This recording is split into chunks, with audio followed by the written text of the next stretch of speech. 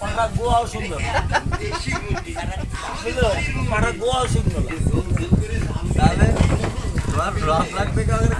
কারোই পছন্দ হলো না এখন পাঠাটা বলছে ভাই এখন যান এই গোয়া শুনতে দিতে পরে আবার ওই গোয়া বলে শুনতে দিলে ওরা কিছুক্ষণ বাদে বলে আমার ডাক আসে খালি গোয়াটা শুনতে নিয়ে যাবে করলাম জায়গা গোয়াকে দিলাম তো কিন্তু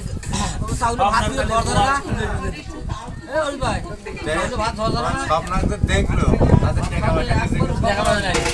টাকা পয়সা দেয়নি তাহলে প্রথম চিকিৎসা ফ্রি দিদি হ্যাঁ